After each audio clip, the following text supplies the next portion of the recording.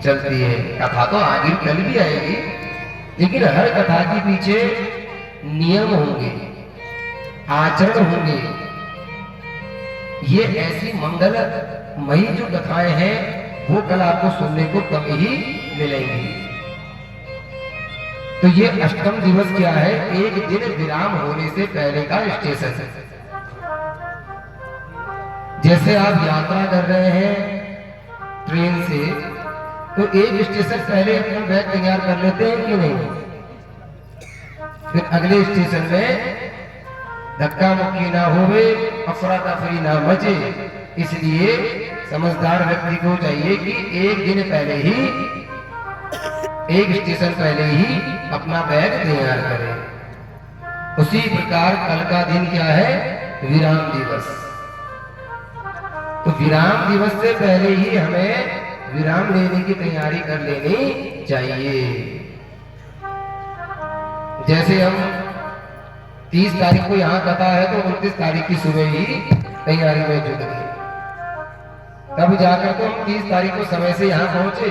29 तारीख की शाम को, इनकी 28 तारीख से तैयारी करी, तब जाके सब कुछ समय से हुआ।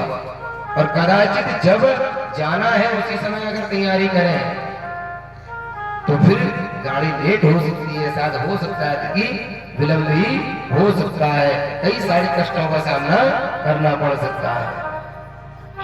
तो इसलिए आज क्या है? कथा के विराम से पूर्व का स्टेशन है। तो इसलिए मन को, अपने तन को, अपने घाव को मां के चरणों में ऐसे अर्पित कर दो जैसे आज ही से पहला दिन पुनः प्रारंभ होने जा रहा है। क्योंकि लगातार 9 दिन से आप कथा सुनते आ रहे हैं, 8 दिनों से, तो फिर 9वें दिन छोड़ते हुए थोड़ा बहुत कष्ट होता है। और अगर तैयारी पहले से हो तो कष्ट भी कम होता है। वो आदत बनी है ना, सुबह उठे, काम धाम किया, ठीक 10 बजे से पहले पहले यहाँ पहुंच गए। अब ठीक 8 तारीख के बाद वो प्रक्रिया यहाँ देखने को नहीं मिलेगी।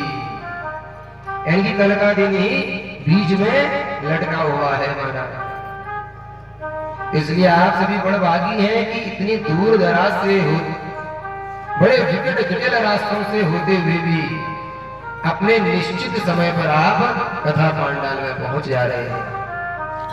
ये भीड़, ये उमंग, ये उत्साह शहरों में देखने को नहीं मिलता, जबकि वहां सुविधा सारी है। लेकिन ये चीज तो केवल पहाड़ों में क्यों देखने को मिलता है? क्योंकि यहाँ आज भी भक्ति जीवित है। भक्ति मैया के 2 पुत्र हैं ना, ज्ञान और वैराग्य। आपकी भक्ति तब तक पुष्ट नहीं हो सकती जब तक आपके भीतर ज्ञान नहीं है। कैसा ज्ञान? कि भैया वास्तव में वो तत्व क्या है? ये मंदिर में हम जिसकी आए दिनों पूजा करते हैं, ये केवल पूजा तक ही सीमित है कि इससे ऊपर भी कोई इसकी सत्ता है? जब तक ये ज्ञान आपको नहीं हो जाता तब तक आपका पहला बेटा अभी नहीं हुआ है। भक्ति मैया के 2 बेटे, ज्ञान और वैराग्य। जिस दिन आपको वास्तविक ज्ञान हो गया तो आपका बेटा दूसरा सपना आपके पास दौड़ा दौड़ा चला आएगा, उसका नाम है वैराग्य। असत पदार्थेषु वैराग्य इति वैराग्य। क्या सही है, क्या गलत है, क्या मेरे लिए है, क्या नहीं है, किससे मुझे शक्ति रखनी चाहिए, किससे आसक्ति रखनी चाहिए, किससे प्रेम होना चाहिए, किससे नहीं। ये जब समान रूप से आपके भीतर ज्ञान आ गया तो भक्ति का दूसरा बेटा जीवित हो जाता है, जिसका नाम वैराग्य है। और आप सभी भक्तिमती माताओं ने, भैयाओं ने, बूढ़े बुजुर्गों ने, अम्मा बबू जितने भी हैं, सभी ने बड़ी भक्ति भाव के साथ यहाँ माँ के पावन पवित्र चरित्र को 7 दिनों से घृत धारावत, तैल धारावत, गंगा धारावत सनय सनय श्रवण किया। तो आज भी वही धारा प्रवाहित करनी है आपको। जिस प्रकार 7 दिन तक आपने बिना किसी विघ्न के शांति पूर्वक, विवेक पूर्वक माँ के पावन पवित्र चरित्र को सुनने में मन लगाया, उसी प्रकार आज भी और कल भी और भंडारे के दिन भी शांति का परिचय देते हुए, संस्कारों का परिचय देते हुए, आचार व्यवहार का परिचय देते हुए इस यज्ञ को पूर्ण करने में यज्ञ की कमेटी, यज्ञ मंदिर कमेटी, भागवत कमेटी आदि जितने भी लोगों ने मिलजुल कर इस यज्ञ को भव्य बनाने का प्रयत्न किया है, उनका सहयोग करेंगे। क्योंकि ऐसा अवसर जन्मांतरे पूर्व पुण्यम तदा भागवतम लवे, जब हमारे जन्म जन्मों के कल्प कल्पों के युग युगों के सुकृत उदय होते हैं, तब जाकर ऐसा सौभाग्य हमें प्राप्त होता है। ये थोड़ा ईगो कम करते हैं, आपको आवाज बन रही है। अस्तु, कहने का तात्पर्य ये है कि आपने जब जन्म जन्मों के कर्म किए, तब जाकर ही आपको ऐसा सौभाग्य मिला कि माँ के इस पावन पवित्र चरित्र में गोता लगा सके। कल आपने माता तुलसी के विवाह को बड़े विधि पूर्वक ध्यान से श्रवण किया। भगवान को ब्याह करने की क्या आवश्यकता है? फिर ऐसा क्या होता है कि भगवान ब्याह करते हैं और ब्याह करके दर्शाते हैं कि ब्याह करना चाहिए? क्योंकि भगवान का जब जब अवतार होता है ना, भगवान को क्या जरूरत है दुष्ट परित्रणाय साधूनाम विनाशाय च दुष्कृताम, साधुओं पर कृपा और दुष्टों का संहार करने की भगवान को क्या आवश्यकता है? वो तो भगवान के भक्त भी एक से एक धुरंधर हुए, वो भी कर सकते थे। फिर भगवान क्यों आखिरी में इस धरती में पैदा होते हैं? उसका मुख्य कारण ही यही है, अपने भक्तों को अपने प्यारे प्यारे चरित्रों से आनंदित करना, आह्लादित करना, यही भगवान का उद्देश्य होता है। वैकुंठ लोक में भगवान नारायण बैठे बैठे सोचते हैं कि भैया पूरी दुनिया को मैं चलाता हूं, लेकिन मुझे कोई चलाने वाला ही नहीं, तो इसलिए मुझ पर शासन कौन करे? इसलिए वही भगवान कि मेरे ऊपर कोई शासन करे, मेरे ऊपर भी किसी का डंडा बजे, उसी सुख को पाने के लिए कभी कौशल्या मैया के गर्भ से जन्म ले लेते हैं, कभी देवकी मैया के गर्भ से जन्म ले लेते हैं। तदुपरांत छोटे छोटे पैरों से कभी माखन की मिश्री चोरी करते हैं, कभी रोटी लेकर गांव घरों में भटकते हैं और माँ पीछे पीछे भटक रही है। बोले क्यों? भगवान जानते हैं कि माँ शब्द की महिमा बड़ी विचित्र है और सब बड़ी पवित्र है। ये भैया ईगो कम कर दो यार, आपसे हाथ जोड़ती मिलती है, बहुत ज्यादा आवाज गूंज रही है ना। हरिओम। तो तात्पर्य क्या है कि जब जब धरती में भगवान के पावन पवित्र चरित्र का अवगाहन किया जाता है, तब तब भगवान विविध रूप में अवतरित लेकर अपने भक्तों का मनोरंजन करते हैं। और भगवान का उद्देश्य और कोई दूसरा नहीं कि यह धरती में जाओ और दुष्टों का संहार करो, चले आ जाओ ना। भगवान जानते हैं माँ की बड़ी महिमा है, ये माँ का प्यार होता कैसा है, बस उसी माँ के प्यार को जानने के लिए, माँ के स्नेह को, माँ के आलिंगन को जानने के लिए ही धरती में भगवान कभी राम, कभी श्याम, कभी परशुराम बनकर अवतरित होते हैं। अब बताओ कितनी बड़ी महिमा माता पिता की कि भगवान भी स्वयं धरती में धर्म की रक्षा के लिए ही सही, लेकिन माँ के मातृत्व भाव को भी पुष्ट करने के लिए पैदा होते हैं। पहले से ऋषि मुनि कहते थे ये जो गृहस्थ आश्रम है ये नर्क का दूसरा द्वार है, इसलिए ऋषि मुनि तपस्या करके सीधे मोक्ष प्राप्त करने का प्रयत्न करते, क्योंकि कहते हैं ना क्षितिजल पावक गगन समीरा पंच रचित अधम शरीरा क्षितिजल पावक गगन समीरा पंच रचित यह अधम शरीरा क्षितिजल पावक गगन समीरा पंच रचित यह अधम शरीरा क्षितिजल पावक गगन समीरा क्षितिजल पावक गगन समीरा पंच रचित यह अधम शरीरा पंच रचित यह अधम शरीरा। ऋषि महात्मा कहते हैं कि जो हमारा शरीर है ये पंच रचित। थोड़ा सा कम करना भैया, एकदम बढ़ाना भी नहीं है और एकदम गिराना भी नहीं है। पंच रचित यह सही है अधम शरीरा। ये शरीर कैसा है? मिट्टी, जल, तेज, वायु, आकाश, इन पंच तत्वों से बना हुआ है। तो एक तरफ ऋषि महात्मा कह रहे हैं कि ये शरीर क्या है? अधम, क्योंकि यही नरक का द्वार है। वहीं दूसरी ओर कह रहे हैं बड़े भाग मानुष तन पावा सुर दुर्लभ सम ग्रंथ ही गावा। बड़े भाग है इन मनुष्यों के जो शरीर से देवता भगवान को नहीं प्राप्त कर सकते, जो कार्य सुर गंधर्व देवता आदि नहीं कर सकते, वो कार्य इस शरीर से आसानी से हो जाता है। बस उस माँ के गर्भ को जहां जहां जब जब दुत्कारा गया, तब जाके माँ ने उस गर्भ की, भगवान ने उस माँ के गर्भ की महत्वता बढ़ाने के लिए उन्होंने कहा कि अगर ये मनुष्य शरीर पतन का कारक है तो यही मनुष्य शरीर कल्याण का भी कारक है।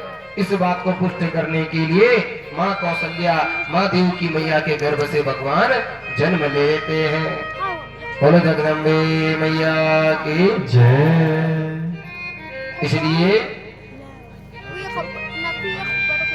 जितनी अपार महिमा माँ के चरित्र की, जितनी गाई जाए उतनी कम। तो कल तुलसी विवाह के उपरांत भगवान ने ब्याह करके दर्शाया कि भैया ब्याह करना बड़ा मुश्किल का कार्य है, क्योंकि ब्याह तो सब कर लेते हैं लेकिन निभा पाना सबके बस की बात थोड़ी ना होती है। हमारे गुरुजी कहते थे कि ब्याह का मतलब है कि तो विवाह, वी उपसर्ग है, वाह मतलब भार ढोना।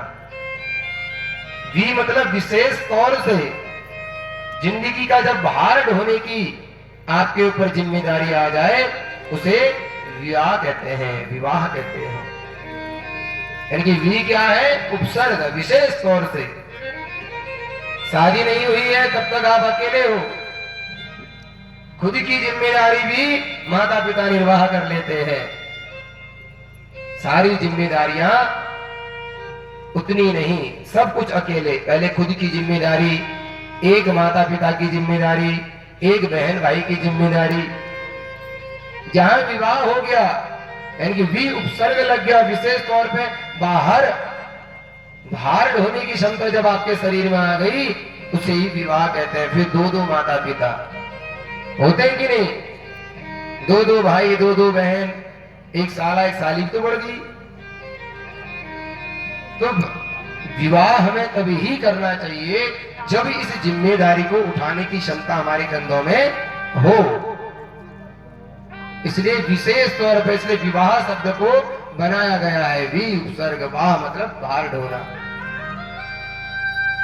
इसलिए भगवान कहते हैं कि विवाह तभी करो जब आपके जीवन में परिपूर्णता आ जाए, क्योंकि बीच मझधार में जब व्यक्ति शादी करता है, भार ढोने के योग्य की क्षमता उसके कंधों में नहीं होती, तो वो विवाह उसके लिए बोझ बन जाता है।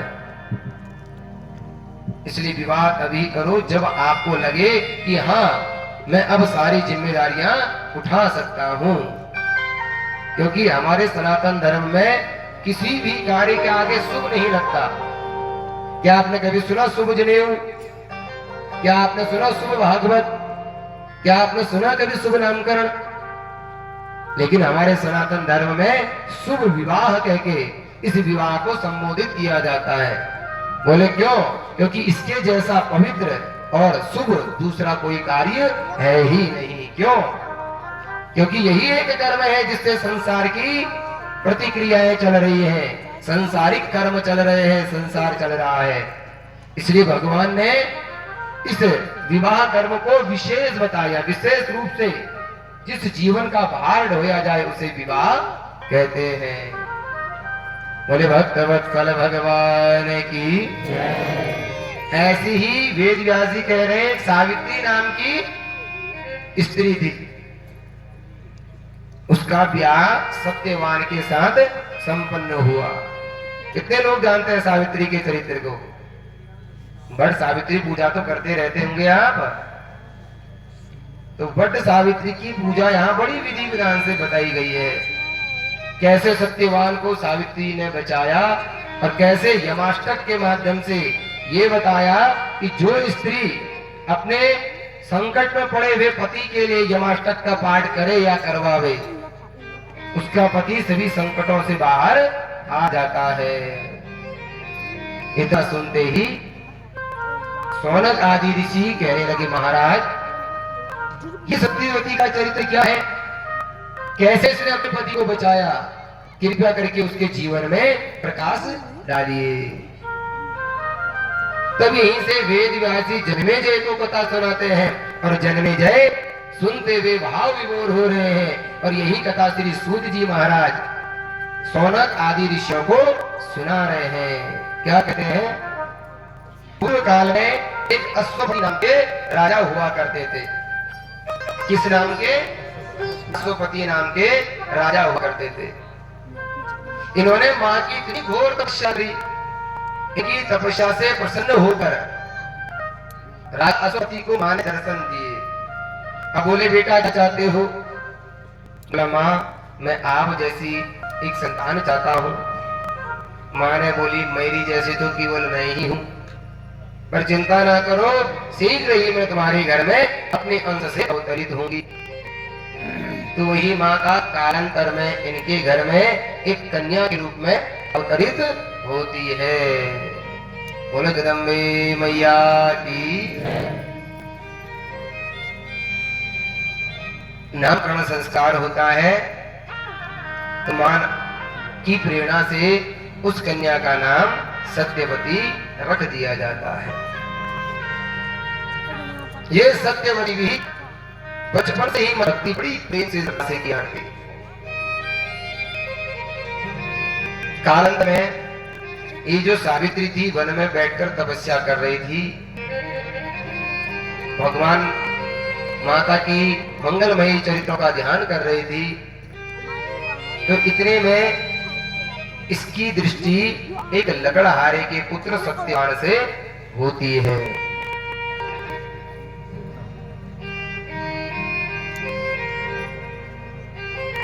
तो सत्यवान को देखते ही ये दोनों एक दूसरे को पसंद कर लेते हैं। पिता के ना चाहते हुए भी पिता कहते, बेटा तू एक राजकन्या है और एक लकड़हारे कैसे क्या करेगी, कैसे जीवन जिएगी? तो ये क्या कहती है कि जीवन जीने के लिए धन की आवश्यकता नहीं, माँ की कृपा की आवश्यकता होती है। माँ की कृपा रही तो मैं वहां भी सुख और वैभव का आनंद प्राप्त करूंगी। इसलिए ना चाहते हुए भी अश्वपति को अपनी बेटी का ब्याह सत्यवान से कराना पड़ा। कालांतर में ब्याह होने के बाद एक दिन ये दोनों पति पत्नी वन में लकड़ी लेने के लिए जाते हैं और गृहादि के कार्य में वन में दोनों मिलकर कार्य कर रहे थे। इतने में एक वृक्ष से नीचे गिरने के कारण सत्यवान की मृत्यु हो जाती है। अब ये इतनी पति प्राणा मां की भक्ति इतनी प्रगाढ़ता से की कि इसकी भक्ति में इतनी शक्ति कि यमराज ने, वैसे तो यमराज किसी को दर्शन नहीं देते, लेकिन भक्ति के सामने इसने क्या रखी, अगर मेरे पति इस लोक को छोड़कर जा ही रहे हैं तो इनको ले जाने वाला कौन है, मैं भी तो देख जरा। तो हाथ में जल लेकर जैसे भूमि में छोड़ा कि यमराज के साक्षात दर्शन हो गई। यमराज को प्रणाम किया। आप क्यों आए हैं? मुझे तुम्हारे पति की आत्मा को लेने। तो ये कहती है आप लेके नहीं जा सकते। तो इतने में यमराज बोल पड़े, संसार में ऐसा कौन है जो मेरे कार्य में विलंब डाल सके, विघ्न डाल सके? कोई नहीं जो मेरे कार्य को रोक सके। इसलिए मैं तुम्हारे पति को लेने आया हूँ। इसका काल नजदीक है, सो इसको जाना ही पड़ेगा। सत्यवती भी बोल पड़ी, आप में जब इतना गुरु है तो माँ के भक्तों के अंदर कितना गुरु होगा? क्या मतलब? तो सत्यवती कहती है आप इसे लेने आए हैं और मैं लेके जाने नहीं दूंगी। आज माँ ने, आज सत्यवती ने भक्ति को चुनौती दे दी कि देखो तो सही भक्तों की भक्ति में कितना चमत्कार होता है। यमराज तो यमराज तेरे यम फांस में बांधा और सिवान को लेके चले गए। सत्यवती ने, ये सावित्री ने भी हाथ जल लिया और अपने सिंह को शुभ धारण करके सत्यवान के पीछे पीछे, यमराज के पीछे पीछे अपना भी चली आई। हे यमराज, हे धर्मराज, अगर जाना चाहते हो तो मुझे भी साथ में ले जाओ, अन्यथा अकेले अपने पति को नहीं जाने दूंगी। कहता है यमराज, कहते हैं देवी, जिसका अंतिम समय आता है, जो प्राण त्याग देता है, वही मेरे साथ आ सकता है। अभी केवल तुम्हारे पति ने प्राण त्यागे हैं, तुमने नहीं। तुम्हारा समय अभी नजदीक नहीं है, जाओ। कहती है मैं यूं पीछे इसीलिए आई हूं ताकि मैं अपने पति का साथ दे सकूं, मैं अपने पति को नहीं छोड़ सकती। इतना कहते ही यमराज कहने लगे, देवी हट नहीं करते, जाओ अपने कार्य में संलग्न हो जाओ। तो आज सावित्री बड़ी भक्ति भाव के साथ यमराज जी से प्रार्थना करती है कि मैंने सुना है हे धर्मराज, आप जितने कठोर हृदय के हो, मैंने ये भी सुना है कि आप उतने ही कोमल हृदय के हो। जरा थोड़ा विचार करो, जब मैं आपके पीछे पीछे आ सकती हूं तो मैं कैसे आई हूं, इस पे भी आपको विचार करना चाहिए। अब यमराज को लगा कि हाँ, ऐसे तो कोई मेरे पीछे आ नहीं सकता। तो समझ गया कि इसके ऊपर देवी की असीम कृपा है। बताओ देवी चाहती हो? तब यहाँ पर हमारी देवी सावित्री बड़े यमराज के गुणगान गाती है। आप जैसा धर्मज्ञ कोई नहीं, आप जैसा दंड देने वाला कोई नहीं, आप जैसा तपस्वी कोई नहीं। इतने तारीफों के पुल गाए हैं 8 श्लोकों में सावित्री ने। तो जो कहते हैं ये जो सावित्री के द्वारा गाए गए 8 श्लोकों का लोग अगर गान करे, जिसको ये 8 श्लोक सिद्ध हो जाए, तो कहते हैं मृत्यु आने से पहले एक बार उसे दर्शन जरूर देती है कि बताओ गाड़ी क्या अच्छा चलोगे या यही को। मृत्यु से एक बार परीक्षा लेती है, मृत्यु भी एक बार उसे आज्ञा देती है। यमराज के साक्षात वो दर्शन कर सकता है और यमराज उसे कभी क्रूरता से लेके भी नहीं जा सकता। ये सती सावित्री के द्वारा गाए उन 8 श्लोकों का चमत्कार है। इसलिए आइए मिलकर हम भी 8 श्लोक तो बहुत लंबे हो जाएंगे, तो कुछ श्लोकों का गान करते हैं। बोलो सावित्री देवी की तरसा धर्ममाराध्य पुष्करे भास्कर पुरा धर्म सूर्य सुतं प्राप धर्मराजं नमाम्यहम्। शमता सर्वभूतेषु यस्य सर्वस्य साक्षिणः अतोऽन्यं यन्नाम समनम् इति प्रणाम्यहम्। इसी प्रकार 8 श्लोकों का गान देवी सावित्री ने किया और बताया कि जो कोई भी स्त्री अपने पति के लिए इस 8 श्लोकों का पाठ करवाती है, अब केवल एक बार नहीं, 8 श्लोक तो 2 मिनट में खत्म, 1 मिनट भी नहीं लगेंगे पूरे होने में। इसका मतलब क्या है? कम से कम 108 आवृत्तियां, एक आसन में बैठकर शुद्ध आचरण के साथ जो स्त्री अपने पति के लिए इस यमाष्टक का पाठ करती है, तो चाहे उसका पति बिस्तर में पड़ा हो, धर्म संकट में पड़ा हो, रोग से पड़ा हो, धीरे धीरे उसकी उससे निवृत्ति हो जाती है। यह चमत्कार है यमाष्टक का। यमराज का दंड उसे भोगना नहीं पड़ता।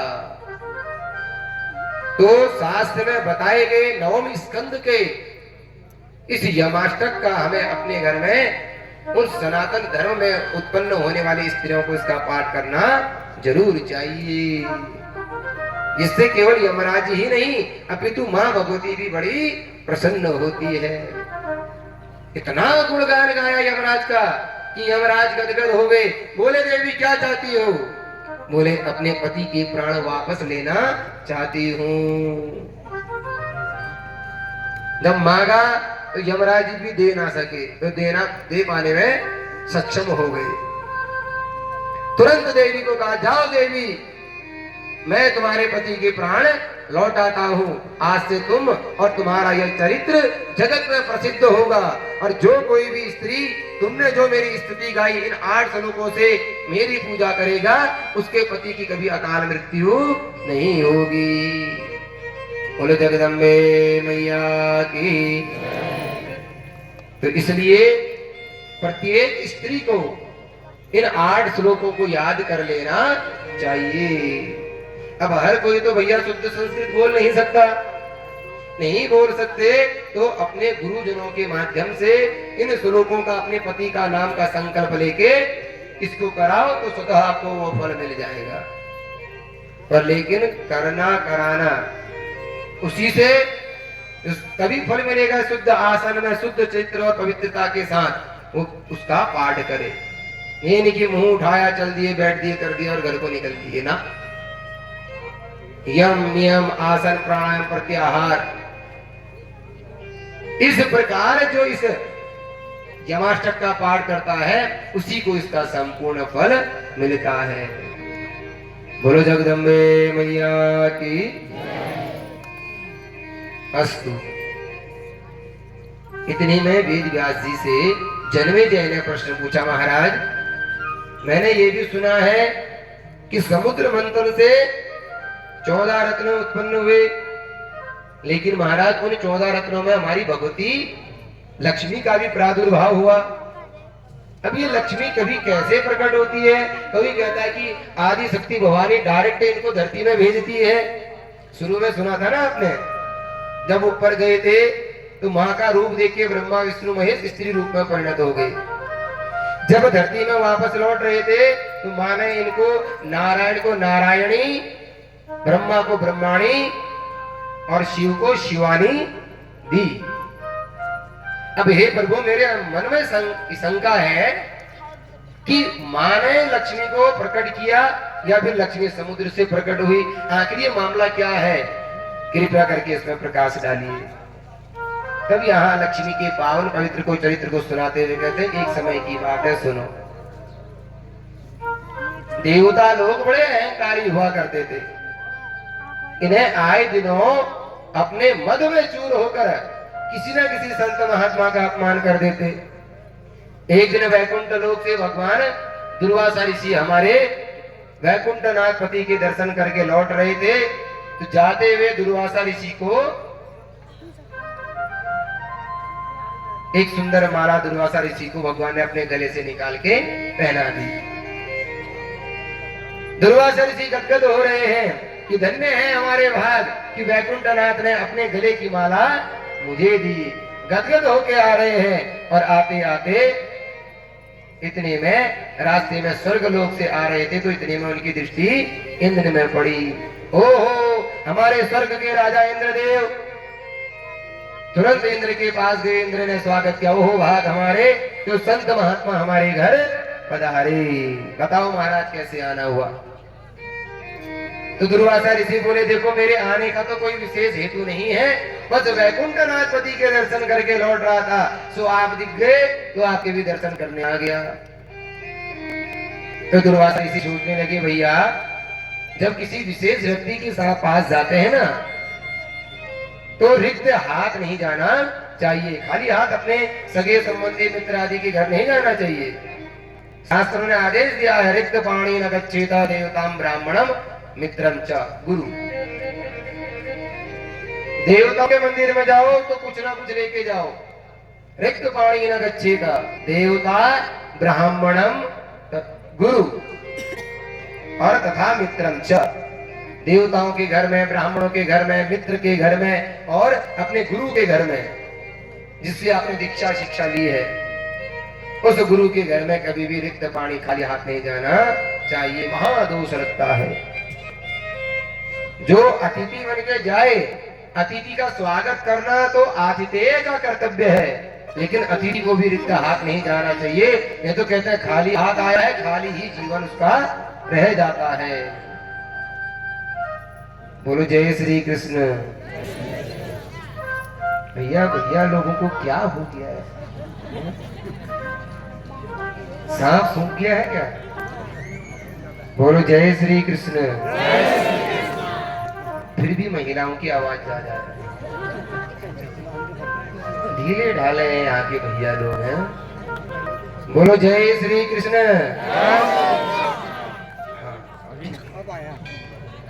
इनको जगाना पड़ता ना, करंट दे दे के बार बार, जैसे बिजली के शॉट दे के किसी को जगाया जाता है ना स्कूलों में, वही हाल हो रहा है इन लोगों का भी है।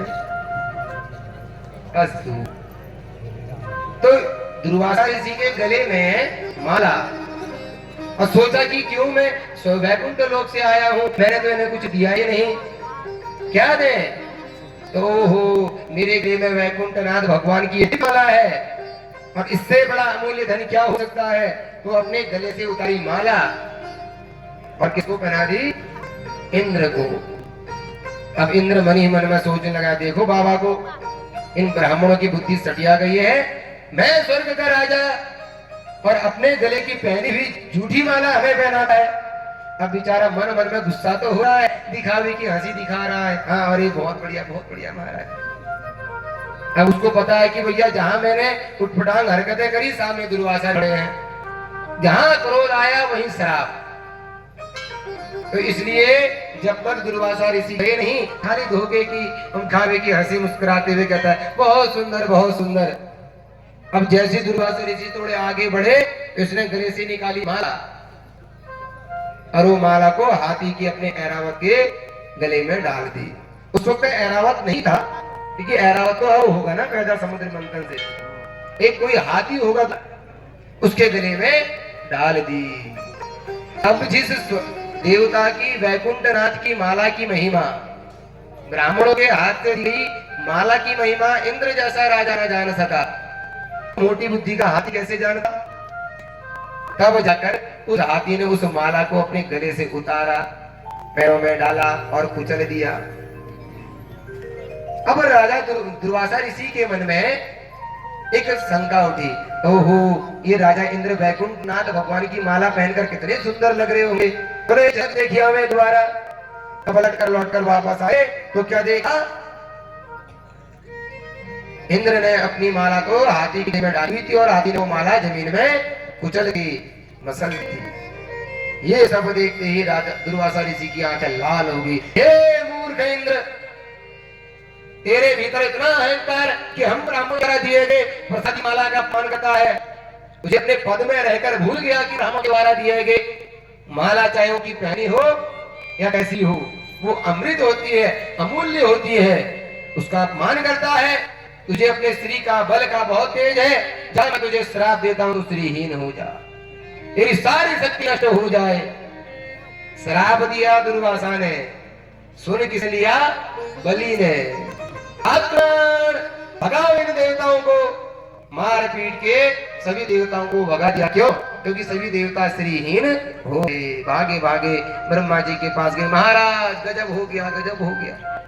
क्या हो गया? सारी घटना बताई।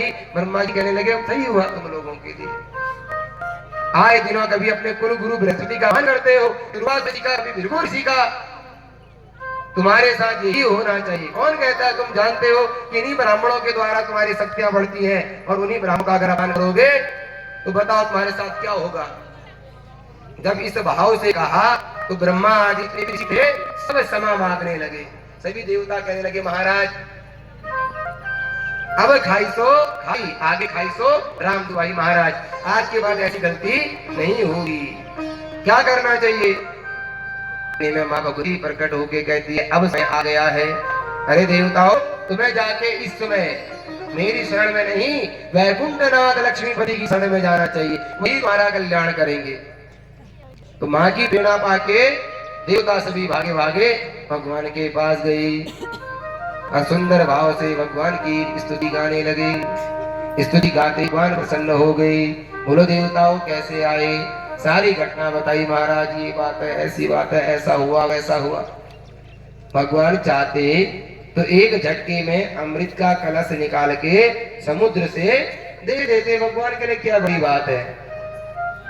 लेकिन भगवान जानते हैं अभी अभी इसने वैकुंठनाथ माला का अपमान किया है, क्योंकि मुफ्त में भगवान की माला मिल गई तो उसकी कदर नहीं समझी। तो और अगर मैं इस इंद्र आदि देवताओं को ऐसे ही अगर अमृत का कलश पकड़ा दूं तो ये उसकी महिमा नहीं समझेंगे, उसका भी अपमान करेंगे। क्योंकि अगर किसी को कोई विशेष व्यक्ति कोई विशेष वस्तु अगर फ्री में मिल जाए तो वो जब तक उसकी इसको ज्ञान नहीं है तो वो उसकी कदर नहीं करता। तो इसलिए भगवान कहने लगे इंद्र तुम सभी देवताओं का बल समुद्र में लीन हो चुका है, इसलिए तुम्हें समुद्र मंथन करना पड़ेगा।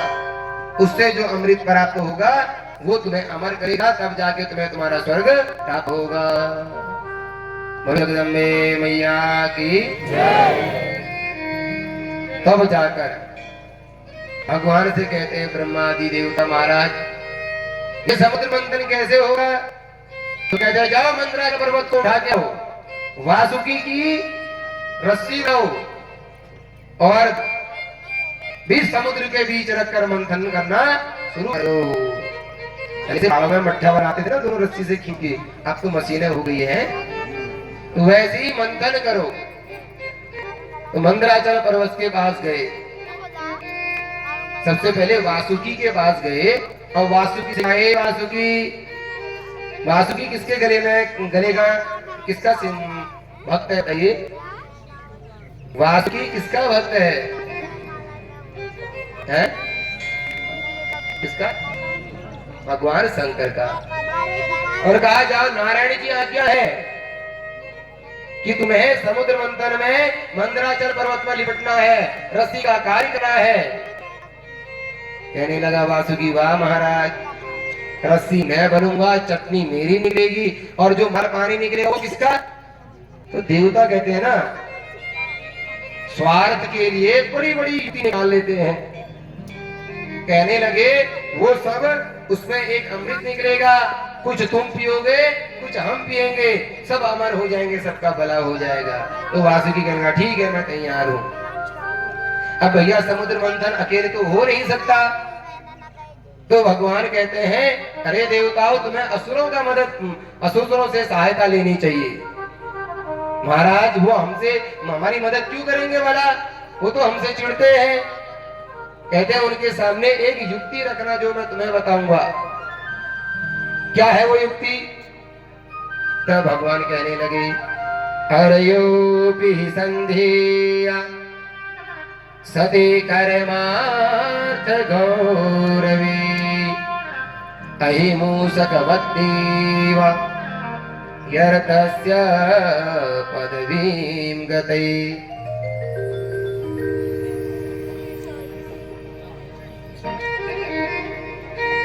तब जाकर भगवान कहते हैं कि जैसे एक सर्प चूहों से मित्रता करता है वो मित्रता करो। महाराज वो कैसे? तो भागवत में एक दृष्टांत आता है, भागवत का प्रसंग नहीं है लेकिन अंत में उसका दृष्टांत दिया गया है। एक बार एक चूहे ने एक सर्प एक सेठ जी के पिटारे में घुस गया। फिर भी मैं कह रहा हूं ये दृष्टांत भागवत का नहीं है, इसे भागवत का दृष्टांत मत समझना, केवल उदाहरण समझो। यहाँ जो बोला अरयोपि ही संदेया सती कर्मार्थ गौर अहि मूसक, सर्प और मूसक की दोस्ती की बारे में बात बताई जा रही है। अहि मतलब सर्प, मूसक मतलब चूहा। तो कहते एक बार एक सेठ जी ने अपना बक्सा खोला और पैसे गिनने के लिए उसमें तखत में जाकर बैठ गए। तब तक बक्सा खुला रहा, एक सांप उसमें घुस गया और इत्तेफाक से उस लकड़ी के पिटारे में पहले से एक चूहा था। सेठ जी आए, उन्होंने पैसा रखा और उस पिटारे को बंद कर दिया।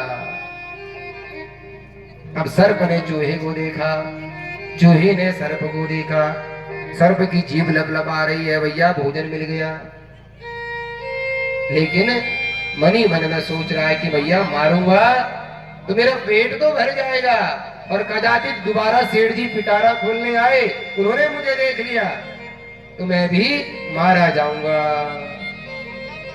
क्या किया जाए? तो इतने में वो सर्प बोल पड़ा, हे भांजे, क्या बात है, जहां कहां घूम रहे हो? फिर भी मैं बताता हूं, ये भागवत की कथा नहीं है, उदाहरण मात्र के लिए समझे। क्या कह रहा है सर्प? हे भांजे, यहाँ कहां घूम रहे हो? अब बेचारा चूहा शक पका गया, ये मुझे भांजा किसने बोला? अरे भैया तुझे ही बोल रहा हूं। उसके मन में कौतूहल हुआ, भैया ये सर्प मेरे मामा कब से बन गए? तो कहता है वो सर्प, भैया देखो हमने बहुत दिनों से मीटिंग बैठाई है, 1.5 महीना लगा है मीटिंग करते करते, तब जाके हम लोगों ने एक युक्ति निकाली है। क्या? बोले हमारे लिए बड़े बड़े बिल कौन बनाता है? चूहा कहता है हम। उनमें रहता कौन है? बोले हम। तो इससे अच्छा कि बिल तुम बनाते हो और हम भी रहते हैं, तो हमारे आज सर्प समाज सभी सर्प परिवारों ने ये निर्णय निकाला है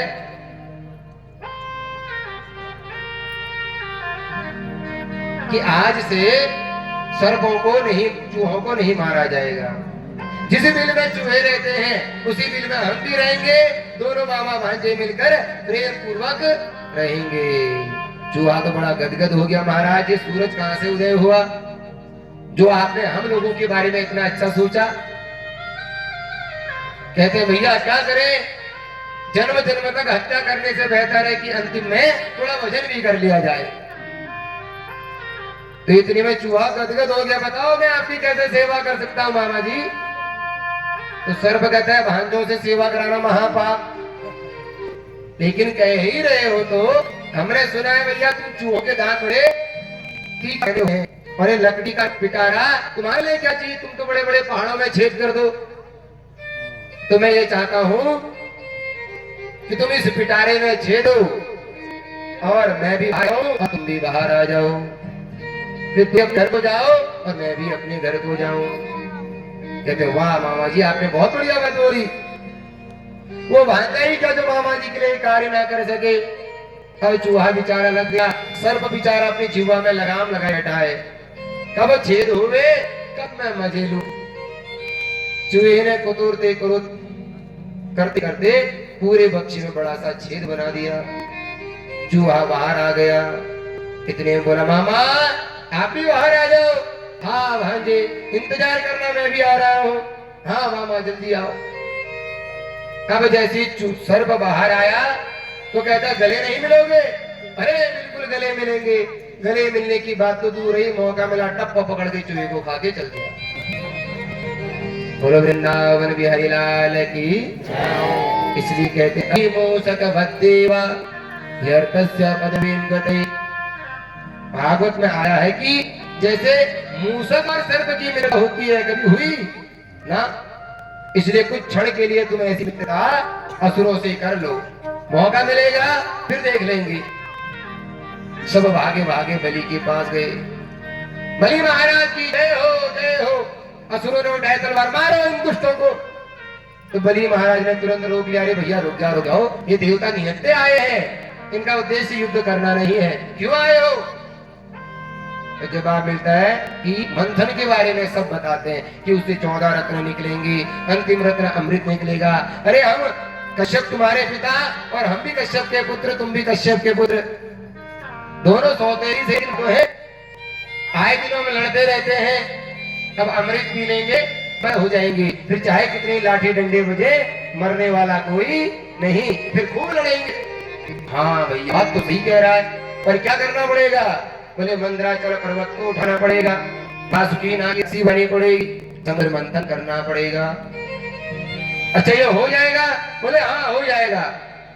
बस फिर क्या था, सब मंदराचल पर्वत के पास गए, मंदराचल पर्वत से प्रार्थना करी, मंदराचल उठाने लगे पर्वत को, तो मंदराचल पर्वत तो थोड़ा उठा, लेकिन वो असुर देवताओं दबा बैठा। चूर हो गए सभी असुर देवता। असुर कहने लगे इंद्र तुम तो कहे थे कि मंदराचल पर्वत की मथनी बनाकर हम मंथन करेंगे, अभी इसे उठाए कौन? तब इतने में भगवान नारायण मुस्कुराते हुए कहते हैं, इशारा करते हैं, अरे मूर्खो, कोई भी नया काम प्रारंभ करने जाते हैं तो उसमें भी गणेश जी का आवाहन होता है, श्री गणेश होता है, और तुम देवता कभी सुधरने वाले नहीं। अरे अग्र पूजनीय मंगल करता है हर का, ऐसे तो गणपति का ध्यान नहीं होगा तो बताओ तुम्हारा मनोरथ कैसे सिद्ध होगा? हाँ महाराज सही कहा आपने। और सभी देवता वहां पर गणपति की वंदना करने लगे। ओम गंगणपतये नमो नमः, सिद्धि विनायक नमो नमः, अष्टविनायक नमो नमः, गणपति बाप्पा मोरया। गंगणपतये नमो नमः, श्री सिद्धि विनायक नमो नमः, अष्टविनायक नमो नमः, गणपति बाप्पा मोरया। गंगणपतये नमो नमः, श्री सिद्धि विनायक नमो नमः, अष्टविनायक नमो नमः, गणपति बाप्पा मोरया। मोरया रे बाप्पा मोरया रे, मोरया रे बाप्पा मोरया रे। गणपतये नमो नमः, श्री सिद्धि विनायक नमो नमः, अष्टविनायक नमो नमः, श्री गणपति बाप्पा मोरया। मोरया रे बाप्पा मोरया रे, मोरया रे बाप्पा मोरया रे, मोरया रे बाप्पा मोरया रे, मोरया रे बाप्पा मोरया रे।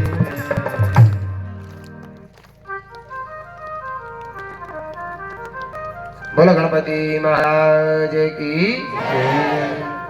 तब जाकर गणपति महाराज की कृपा से मंदराचल पर्वत उठा दिया। मंदराचल पर्वत को समुद्र के बीचों बीच गए, वासुकी नाग को लिपटने को बोल दिया, लिपट गया, मंथन भी प्रारंभ हो गया। लेकिन कहते हैं मंथन भी तभी सक्सेस है जब आधार हो। आप जब गगरी में फोले में जो जिसमें मट्ठा बनाते हैं ना, उसमें जब मथते हो तो नीचे वो लगता है नहीं, अब नीचे आधार ही नहीं होगा, हवा में वो मथा नहीं जा सकता। तो बिना आधार के वो मंदराचल पर्वत नीचे बैठता चला गया। मंदराचल नीचे पर्वत बैठता चला गया तो सभी भगवान को पुकारने लगे, महाराज क्या होगा? इसलिए भगवान बोल पड़े, चिंता ना करो, शीघ्र ही शीघ्र मैं इस मंदराचल पर्वत को ऊपर लेके आता हूँ। तो भगवान ने अपना कच्छप रूप धारण किया और मंदराचल पर्वत को उठा के ऊपर ले आए और आधार नीचे से मिल गया। बोले कच्छप भगवान की जय। इतने में वेद व्यास जी से जन्मेजय ने पूछा, महाराज भगवान को कच्छप अवतार ही क्यों लेना पड़ा? कृपया करके इसमें प्रकाश डालिए। कहते एक बार भगवान विष्णु माता लक्ष्मी को परेशान करते हुए क्या बोलते हैं, ए देवी जरा नेक पीठ खुजलाना, कभी यहाँ कभी वहां, दिन भर परेशान करने में है माता को। तो इतने में माता क्रोध से कहती है, आपके पीठ में तो शिला रगड़नी चाहिए। शिला बोले तो पत्थर। तो भगवान विष्णु कहते हैं, चिंता ना करो, समय आने तो वो भी रगड़वा लूंगा, फिलहाल तुम अपने हाथ रगड़ लो, वही काफी है। तो वही भगवान आज कच्छप रूप धारण करके शिला को यानी कि पत्थर को मंदराचल पर्वत को अपनी पीठ में उठाते हैं और ऐसे ऐसे मंथन हो रहा है, घर्षण हो रही है और भगवान नारायण की खुजली मिटती जा रही है। बोलो भक्त वत्सल भगवान की। समुद्र मंथन प्रारंभ हुआ। आज समुद्र मंथन प्रारंभ होते ही सर्पों के मुख की तरफ लगे हैं देवता और पूंछ की तरफ लगे हैं कौन? असुर। अब भगवान जानते हैं कि मंथन हुआ तो वासुकी नाग के मुंह से रगड़ने के कारण सर्पों की विषैला अग्नि निकलेगी और अग्नि निकली तो बेचारे गोरे गोरे देवता काले हो जाएंगे, जल जाएंगे। क्या किया जाए?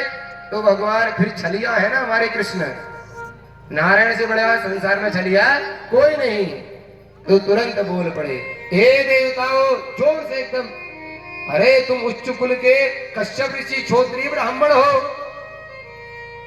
विद्वान हो, तुम्हारा जैसा कोई दूसरा संसार में नहीं, इसलिए बहुत सुंदर, बहुत अच्छा किया जो तुम सर्व के मुख की तरफ खड़े रहे, अच्छा स्थान तुमने चुना। इतना कहते असुरों की बुद्धि मोटी और खड़े होकर बोले, ए देवताओं, ये समुद्र मंथन होवे ना होवे, अगर तुम हमें सर्व के मुख की तरफ हिस्सा नहीं देते हो तो हम ये मंथन नहीं करते। भगवान बोले, जो मैं चाहता था वही हो गया। तो इशारा करते हुए बोले, हे देवताओं, जाओ विलंब न करो, पूंछ की तरफ खड़े हो जाओ। जानते हो तुम ये असुर कितने उच्च कुल खानदान के हैं, उन्हें लगने दो यहाँ। भगवान का इशारा पाती देवता सारे पूंछ की तरफ चले गए और असुर सारे मुंह की तरफ खड़े हो गए। भगवान मंद मंद मुस्कुरा रहे हैं।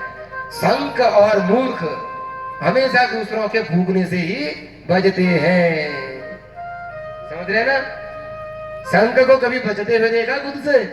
जब तक उसमें फूक नहीं मारोगे तब तक वो नहीं बजता।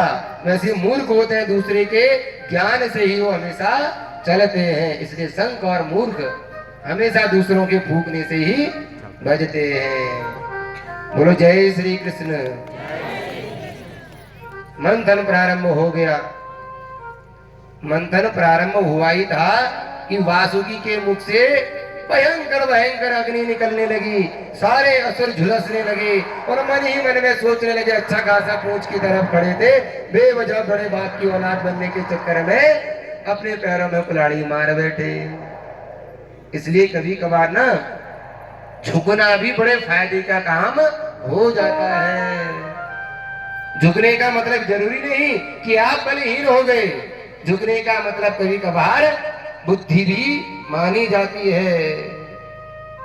भगवान मुस्कुरा रहे मंद मंद, धन्य है इन असुरों की बुद्धि को, अपनी बुद्धि का प्रयोग तो कभी करते नहीं।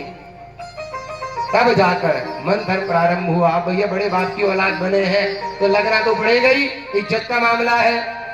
मंथन प्रारंभ हुआ ही था कि देखते ही देखते उसी के बीच में कालकूट विष निकल गया। इतना भयंकर कालकूट विष कि विष के निकलते ही पूरा संसार दग्ध होने लगा, त्राही त्राही मचने लगी, सभी समुद्र मंथन छोड़ के भागने लगे। और भगवान मनी मन सोचने लगे, अगर ऐसे ये छोड़कर भाग गए तो मंथन तो अधूरा रह जाएगा, तो क्या किया जाए? सभी देवता भगवान की शरण में गए, बोले भैया भागो भागो यहाँ से, ये विष पीने का काम मेरा नहीं है, तो क्या करें? तो मंद मंद मुस्कुराते हुए भोले बाबा की ओर इशारा दिया। जो काम आपको करने का मन नहीं होता है ना, तो आंख बंद करके बैठ जाओ, लोग स्वतः आपको छोड़ के चले जाएंगे। भैया ये तो पागल है, आंख की गुना, इससे क्या समय बर्बाद करे। तो देवता भागे भागे भोले बाबा के पास गए, बाबा त्राहिमाम त्राहिमाम। भोले बाबा की आंख खुल गई, बताओ क्यों आए हो? तो इतने में जवाब मिलता है, बाबा देखो कालकूट विष ये हमें नष्ट करने के लिए, पूरे संसार को दग्ध करने के लिए दौड़ा चला आ रहा है, इससे रक्षा करो। क्या मतलब, क्या चाहते हो? बोले प्रभु अब हम क्या बताएं कि हम क्या चाहते हैं, आप तो अंतर्यामी हो, आप जो चाहते हो करो, लेकिन इससे हमें बचाओ। इतने में माता पार्वती की ओर मुस्कुराते के देखते हुए कहते हैं, हे देवी बताओ क्या करना चाहिए? माता पार्वती जानती है मेरा अंत लेने में ये बड़े माहिर है। तो माता पार्वती बात घुमा के कहते, महाराज वो पत्नी ही पत्नी क्या जो अपने पति को कहे कि हाँ तुम विष पियो। महाराज एक तो कहा भी नहीं कि विष पी लो, मैंने पूछा कि मैंने पीना है, क्या करना है? खुद कह रही है वो पत्नी ही पत्नी किया जो अपने पति को विष पी लो कहे। ये भी मुझे विष पिलाना चाहती है और देवता भी विष पिलाना चाहते हैं। तो भोलेनाथ ने विष का आवाहन किया और राम के मुंह खोला और मौ कह के उस विष को पी के मुंह को बंद कर दिया। राम मन ही मन में सोच रहे हैं अभी वो विष मुख में ही है, अगर मेरे हृदय में गया, पेट में गया तो पेट से वो हृदय में हलचल मचाएगा और मेरे हृदय में तो नित्य राम नाम का निवास है। मेरे नारायण मेरे हृदय में रहते हैं, कहीं उनको कष्ट ना पहुंचे। इसलिए भोले बाबा ने राम के को अपने गले में स्थान दे दिया, जिससे भोले बाबा का कंठ पूरा नीला पड़ गया और भोले बाबा का नाम नीलकंठ हो गया। बोले नीलकंठ भगवान की महापति महादेव की। सभी ने भगवान की बड़ी सुंदर स्तुति करी। धन्य है भोले बाबा, आपका जीवन, आपकी लीला बड़ी अपरंपार। आज देवता अमृत पीने के लिए आपको विष पिलाते हैं, लेकिन आपको अमृत से भी कोई मतलब नहीं, विष आपने पहले पी लिया। इसी प्रकार भोलेनाथ अपने भक्तों के पापों को विष की भांति सदैव पीते रहना, ऐसा कहकर सभी देवता मंथन करके वहां से चले गए। इसलिए बाबा का चरित्र बड़ा विचित्र है। इसलिए जो अमृत पीवे वो देव और जो उस अमृत के बदले विष पी जाए वो महादेव। इतना आसान नहीं है महान बनना। जब आप संसार में अच्छे काम करोगे तो संसार में आपको महान बनते रास्ते में बहुत बड़ी विघ्न आने पड़ेंगे, बड़े नींद के घूंट पीने पड़ेंगे, कई कष्ट झेलने पड़ेंगे, तब जाकर उस संघर्ष की कौशली में आपको एक पद मिलेगा। कभी कभार शुरुआत में मिलने वाली असफलता से घबराना नहीं चाहिए। लोग छोटी सी बात में घबरा जाते हैं। पहली बार हार मिली है तो पीछे हट जाते हैं। पहली हार को अपनी पराजय नहीं बनाना चाहिए। देवताओं को पहले ही बार में क्या मिला? हाला हलविस। देवता भागे भागे भगवान के पास गए। भगवान कहते हैं जाओ अब हम मंथन करो। तब जाकर वो सभी देवता मंथन करना प्रारंभ करते हैं। तो देखते देखते सभी के बीचों बीच कामधेनु गौ निकल गई। कामधेनु गौ की क्या विशेषता है? उसके सामने जिस चीज की कामना करके उस गौ का दूध पियोगे तुम्हारी वो कामना पूरी हो जाएगी। बोले कामधेनु गौ की। ऐसा परम पवित्र गौ माता का चरित्र। फिर दोबारा मंथन हुआ। उच्चैश्रवा नाम का घोड़ा निकला। इतना लंबा चौड़ा घोड़ा कि इसको देख ही राजा बलि बोल पड़े ये घोड़ा मैं लूंगा। तो भगवान इशारा करते हुए कहने लगे इंद्र शांत रहो, लेने दो। घोड़ा ले लिया। फिर देवी देख समुद्र मंथन हुआ। उस समुद्र मंथन से ऐरावत नाम का विशालकाय हाथी निकल गया। इतना सुंदर, इतना विशालकाय, वज्र से भी कठोर समान शरीर हुआ। देख कर बलि फिर बोल रहे ये भी मैं लूंगा। तो भगवान चिल्लाए बलि सब कुछ क्या तेरा ही होगा? जाओ इंद्र तुम्हारा हुआ। तो इंद्र ने वो ऐरावत लिया। तब बलि पछताने लगा। एक तो पहले गलती हम बड़े बाप बन के कर गए, दूसरी गलती जल्दी लोभ करने के चक्कर में घोड़े को ले लिया और ऐरावत जैसा हाथी छोड़ दिया।